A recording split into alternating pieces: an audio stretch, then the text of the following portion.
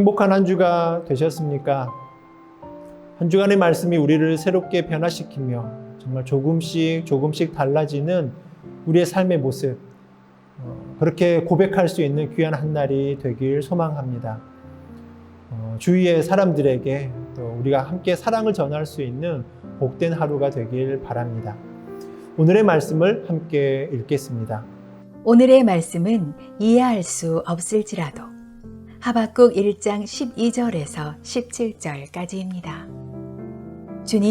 주님께서는 옛날부터 계시지 않으셨습니까? 나의 하나님, 나의 거룩하신 주님, 우리는 죽지 않을 것입니다. 주님께서는 우리를 심판하시려고 그를 일으키셨습니다. 반석이신 주님께서는 우리를 벌하시려고 그를 채찍으로 삼으셨습니다. 주님께서는 눈이 맑으심으로 악을 보시고 참지 못하시며 패역을 보고 그냥 계시지 못하시는 분입니다. 그런데 어찌하여 배신자들을 보고만 계십니까? 악한 민족이 착한 백성을 삼키어도 조용히만 계십니까? 주님께서 백성들을 바다의 고기처럼 만드시고 다스리는 자가 없는 바다 피조물처럼 만드시니 악한 대적이 낚시로 백성을 모두 낚아 올리며 그물로 백성을 사로잡아 올리며 쟁이로 끌어모으고는 좋아서 날뜁니다. 그러므로 그는 그 그물 덕분에 넉넉하게 살게 되고 기름진 것을 먹게 되었다고 하면서 그물에다가 고사를 지내고 쟁이에다가 향을 살라 바칩니다. 그가 그물을 떨고 나서 곧이어 무자비하게 뭇 백성을 죽이는데 그가 이렇게 해도 되는 것입니까? 하나님께서 이스라엘 백성의 악한 것을 심판하시고자 갈대아 사람을 심판의 도구로 일으키셨는데 그들은 자기들의 그 힘을 숭배하는 자들로서 그것은 우상 숭배와 같은 죄이고 또 생명이 없는 힘이라는 것과 또 하나님의 때, 곧 심판의 때를 향해 달려가는 자들이다라고 하는 것을 말씀을 함께 하였습니다. 하나님의 이러한 말씀은 그들을 경고로 삼아 돌이켜 회개하면 하나님 앞에서 살 것이고 똑같이 그들과 함께 살아갈 때에는 멸망한다라고 하는 의미로 우리에게 들려주고 계십니다. 오늘 본문은 하박국 선지자의 두 번째 기도입니다. 하박국은 사람들의 편에 서서 하나님께 질문하는 형식을 취하고 있다라고 하는 독특한 특징이 있습니다. 12절에서 하나님은 첫 번째 응답에 대해서 첫 번째 무릎에 대한 답을 얻었음을 인정하는 고백을 하였는데 정말 만세 전부터 계신 영원하신 하나님께서 나의 하나님, 정말 거룩한 하나님이 되신다. 하나님의 백성의 처소가 되시고 또 그들의 영원하신 팔이 그들을 붙들고 있으므로 하나님의 백성이 안전히 거하고 사망에 이르지 아니할 것입니다. 라고 하는 고백을 하였습니다. 그 말씀은 신명기 33장에도 동일하게 등장을 하고 있습니다. 이스라엘이여 라고 말합니다. 너는 행복한 사람이다 라고 이야기를 합니다.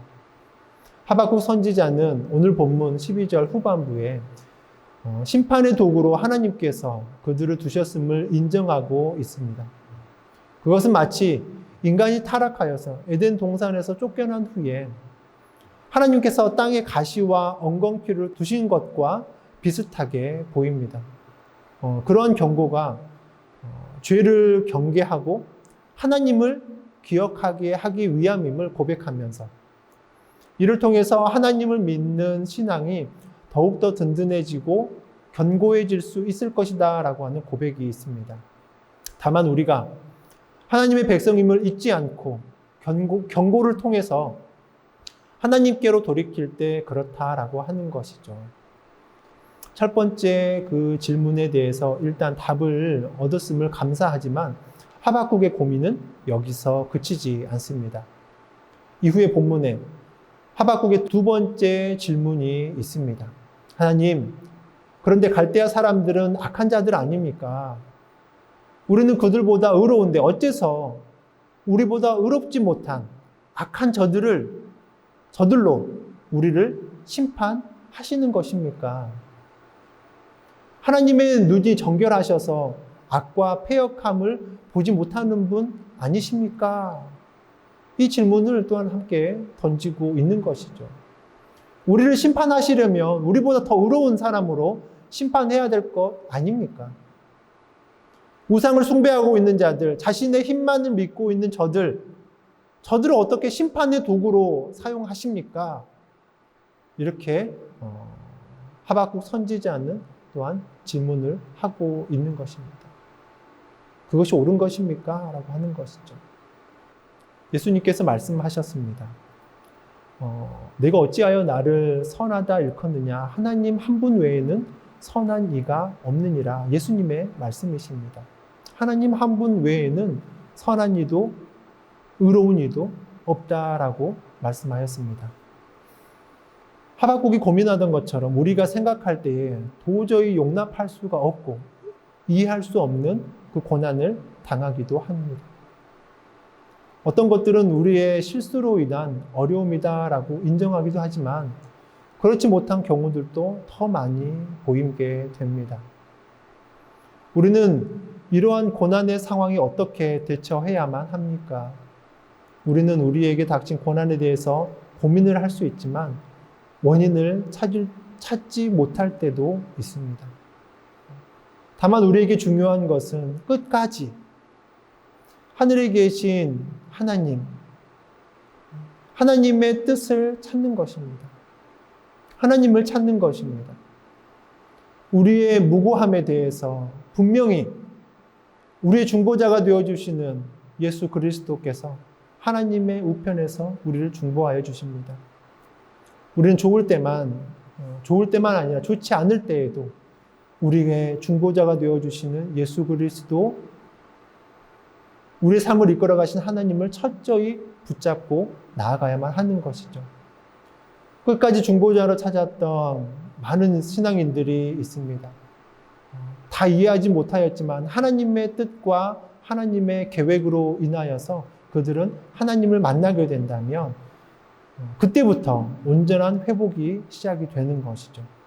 하나님을 만나면 그때부터 회복은 시작되는 것이죠. 하박국은 하나님을 만나고 또 하나님의 응답을 듣고 그때부터 하나님에 대한 그리고 하나님의 뜻에 대한 이해가 시작되었습니다. 하박국의 마지막 장은 하나님에 대한 찬양으로 끝맺음을 맺고 있습니다. 그것을 보게 된다면 하박국이 하나님을 만남으로 어떻게 회복이 되었는지 그리고 그 이후의 삶은 어떠했을지에 대해서 우리가 상상할 수 있게 만들어줍니다. 우리는 우리의 중보자를 찾아야 합니다. 그리스도인은 예수 그리스도를 찾아야 합니다. 그분은 숨어 계시지 않습니다. 다만 우리의 탐욕, 우리의 중심적인 생각에 가려서 보이지 않는 것뿐입니다. 좋을 때든 정말 좋지 않을 때든 끝까지 예수 그리스도를 찾고 하나님을 만남으로 우리가 회복이 있는 삶, 하나님의 그 평강의 삶, 또한 축복의 삶을 온전히 누리며 살아갈 수 있길 소망합니다. 하나님께서 베풀어 주시고 이끄시고 하나님의 영광 앞에 서 있는 우리가 정말 날마다 주님의 축복 아래 서 있는 삶으로 인하여서 가장 만족스럽고 가장 승리의 삶을 살아갈 수 있는 우리 모두가 될 수 있길 간절히 소망합니다. 함께 기도하겠습니다.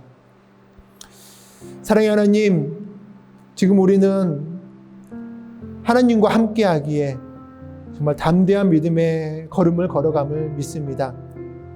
우리에게 찾아와 주셔서 정말 새로운 삶을 살아갈 수 있게 하여 주심을 믿습니다. 정말 의미 없는 삶이 아니라 주님 없는 삶이 아니라 정말 주님께서 날마다 함께하여 주시고 인도하여 주시는 은혜의 그 길을 걸어갈 수 있게 하여 주시옵소서.